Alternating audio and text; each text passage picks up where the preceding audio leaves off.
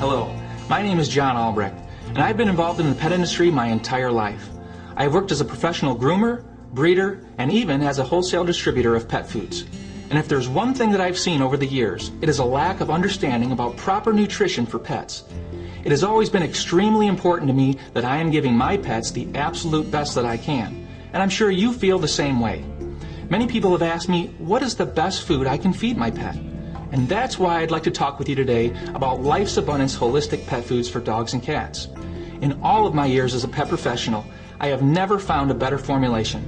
But before I share this incredible new product with you, I want to give you a basic understanding of the evolution of pet foods and why there is such a great need for a product like Life's Abundance.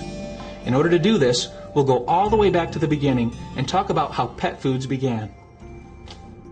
Pet foods are actually fairly new. They were introduced about the time of World War II and consisted mainly of leftover grains and cereals. This wasn't done for nutritional reasons, but because these crops had been rejected from the human market, and rather than waste them, they were the start of pet foods. This was also the beginning of a whole new industry. However, it was not long before it became very obvious that leftover grains and cereals didn't provide adequate nutrition by themselves. Therefore, meat began to be added so that puppies and kittens could at least grow up without being undernourished. But again, this was not prime USDA quality meat. It was what had been rejected from the human market and rerouted into pet foods.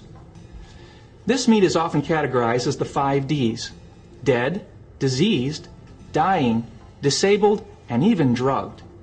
You might be thinking, well, that was a long time ago. Surely things have improved by now. Well, you decide.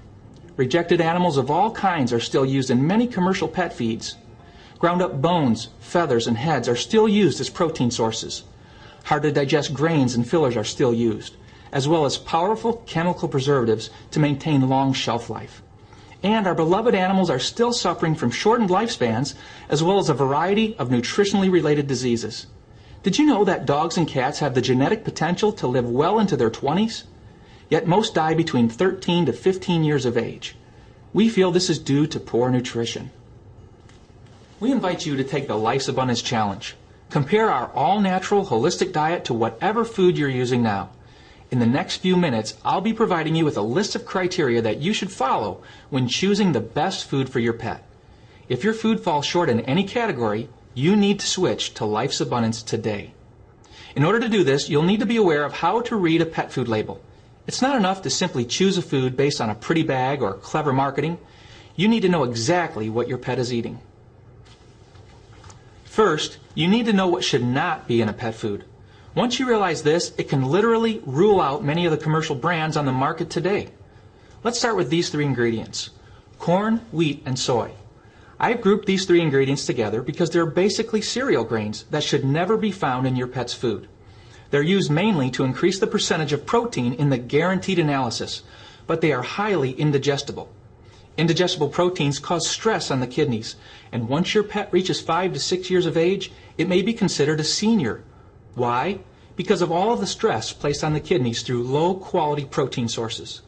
But these ingredients are also known allergens. Corn is thought to be the number 3 causing allergen among dogs and cats. Do you know any pets with allergy problems? Many pets with allergies often wind up on drug therapies, when all they may really need is a better diet. These ingredients come in a variety of names, such as ground yellow corn, corn gluten meal, whole grain corn, ground whole wheat, whole grain sorghum, wheat flour, and others. This renaming is usually done to hide the fact that these cereal grains may actually be the main ingredient when combined together. We believe that meat should be the number 1 ingredient for optimal health. Next, we'll look at byproducts. Byproducts are a common ingredient in many pet foods, but what are they? Byproducts are similar to corn, wheat, and soy in that they are indigestible protein sources. Byproducts can include intestines, chicken heads, duck bills, fish heads, chicken and turkey feet, hides, feathers, and bone. These are parts of the animal that are not fit for human consumption. Byproducts do not have to contain meat, and byproducts can include diseased and contaminated slaughterhouse meat and hair. Is this the kind of nutrition that you think is right for your pet? Yet many pet foods on the market today contain byproducts in their list of top ingredients. Another undesirable ingredient would be meat and bone meal. What is meat and bone meal? Certainly this sounds good, but is it? Meat and bone meal can legally include dead pets and animals from roadkill or vets' offices that have been ground up in rendering factories. These animals may have been euthanized or have been treated with antibiotics or steroids. These animals may have died from all sorts of diseases, trauma, or natural causes. And again, we ask the question, does this sound like an optimal diet for your companion animal? And as if these things weren't bad enough, let's look at how most pet foods are preserved, with chemicals. By the way, should the word chemical even be included in a discussion of good nutrition for your pet?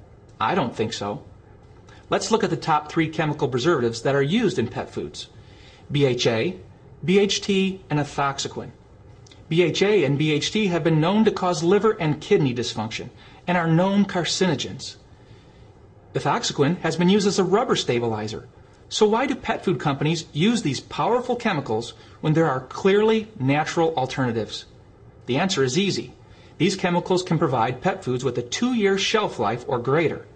This gives the ability to produce mass quantities of food, which saves on manufacturing costs and creates more profits.